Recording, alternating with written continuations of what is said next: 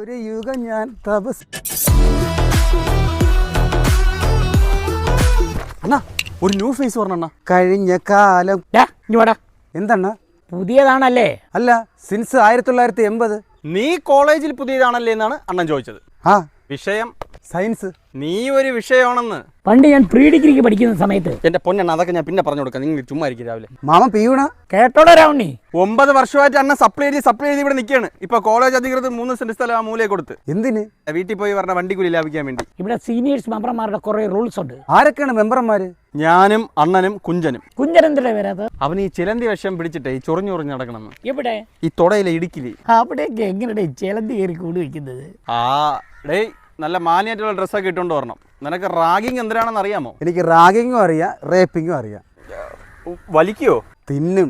ഓ, അപ്പൊ നമ്മുടെ കോപ്പി. എന്റെ പൊന്നളിയാ, ഇപ്പോഴാണ് കേരള പ്രാന്താലയം തികഞ്ഞത്. പണ്ട് ഞാൻ പ്രീ ഡിഗ്രിക്ക് പഠിക്കുന്ന കാലത്ത് എന്റെ പൊന്നെണ്ണ പ്രീ ഡിഗ്രിക്കൊക്കെ സ്ഥാനം കയറ്റി കിട്ടി, +2 ആയി. കോളേജിൽ നമുക്ക് സപ്പോർട്ട് കിട്ടുമെന്നാ? കോളേജിൽ നിന്ന് കിട്ടിയില്ലെങ്കിലും ബാലാവകാശത്തിൽ നിന്ന് കിട്ടും. അത് മതി. നോക്കണം, ഒരു തന്ത വൈബ് പോണ്ട. തന്ത വൈബ് കാണിച്ചോണ്ട് നീയൊക്കെ ജനിച്ച്. Satisfaction level completed. ക്ലാസ്സിൽ കയറാം. 9 years later. പെട്ടെന്ന് ജോലി അല്ലെ പകുതി ശമ്പളം കിട്ടുള്ളൂ.